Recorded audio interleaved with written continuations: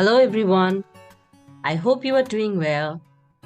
Today we will discuss about what is clause and types of clauses. So let's begin.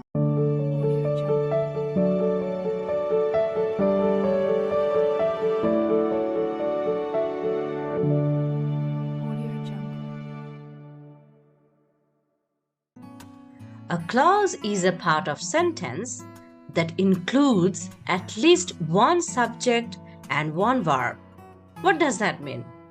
That means when you are writing a sentence, there you will be adding one subject and one verb, which is must. So every sentence is having one clause. Let's see the example. Philippa got married last week. Here, which one is subject? Subject is Philippa. And which one is verb? The verb is got married. So this sentence is having one subject, one verb. And what is the clause here? The clause is Philippa got married. So this is a clause and the extension part of the sentence is last week. This is an added information. Okay, so the clause is Philippa got married, which is having one subject and one verb. Next slide says the examples about clause and the discussion about clauses. The clause is the combination of subject and verb. Verb means the predicate. Alice eats mangoes. Here in this example, Alice is the subject and eats mangoes is the predicate, in which eats is the verb and mangoes is the object. So the clause is Alice eats mangoes, in which one subject is present and one predicate is present. Predicate is the combination of verb and object. So this is clause, where one subject, one verb is present with the predicate. What is the types of clause? There are two types of clauses.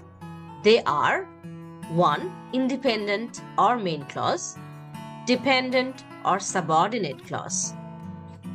Let's talk about more in details with examples. What is main clause? Main clause is actually known as an independent clause. That means the other name for main clause is independent clause. A main clause has a subject and a verb. And the main important thing for the main clause is it can stand on its own as a sentence. That means it makes sense. Independent clauses can stand on its own. It does not need any help from any other clauses of a sentence. Then what is subordinate clause? Subordinate clause, the other name for the subordinate clause is dependent clause. That means what? It depends on the main clause. A subordinate clause does not express a complete thought. It always depends on the main clause. It does have a subject and a verb, but it cannot stand alone as a sentence. Let's go through the examples and it will be clearer. See these examples here.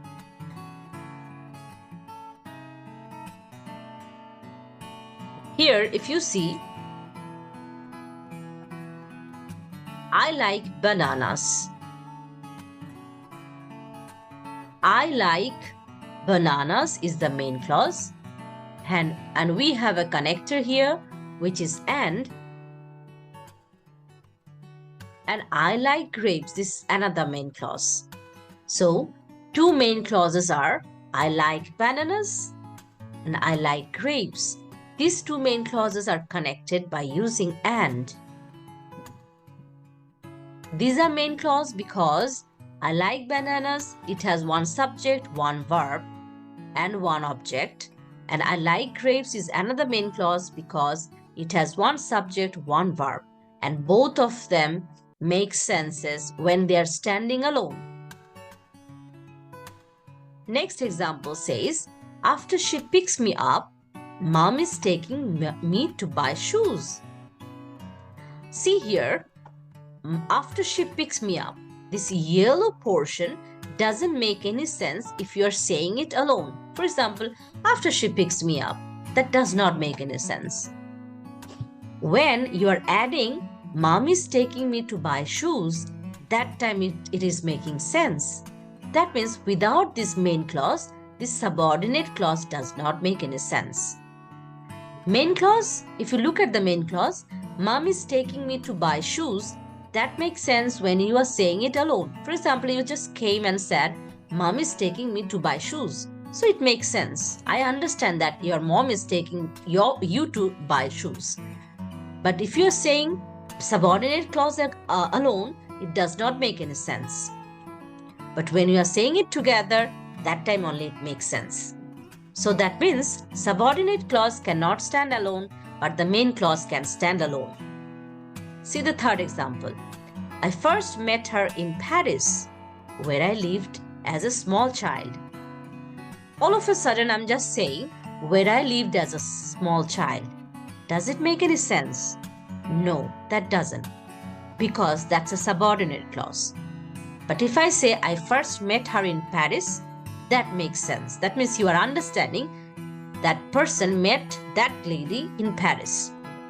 So that's why the blue one, the turquoise one, is the main clause, and this one, the green one, is the subordinate clause, which depends on the main clause.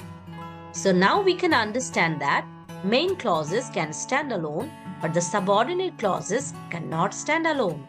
It needs help from the main clause. Now let's go for the next slide. Sam danced gracefully, even with a back injury. Which one is the main clause here? Definitely Sam danced gracefully, which makes sense and is grammatically correct as a sentence. Even with a back injury, does it make any sense alone when it is not sitting with main clause? No, it doesn't. It is not a grammatically correct sentence also, and requires the main clause to complete its meaning. Now let's go for next slide. See the examples. If you see this example, it will be more clearer for you. See this. I like Sally. Now tell me which one is main clause? Yes, I understood. You said this one is the main clause because it can stand alone. When you are saying because she is funny, that doesn't make any sense if you don't say I like Sally. Okay, so subordinate clause because she is funny cannot stand alone without the help of I like Sally, which is main clause. Next example. Kathy will be late for dinner. Makes sense when you are saying it alone. That means this is the main clause. But if you just say since the meeting is still progress, that doesn't make any sense if you don't say Kathy will be late for dinner. So, which one is subordinate clause? Since the meeting is still in progress. This one is the subordinate clause. And which one is the main clause? Kathy will be late for dinner. This is the main clause. Last example. The game will end when one team scores. Now tell me which one is main clause. Yes, you are right. The game will end is the main clause. When one team scores, that is the subordinate clause because it depends on the main clause. So, now I hope you understood which one is main clause and which one is subordinate clause. So, one clue to understand, subordinate clause will always be with the connectors, subordinating connectors. If you just look at this is the subordinating conjunction because this is the subordinating conjunction since, this is the subordinating conjunction when. So all the subordinate clauses will be with what?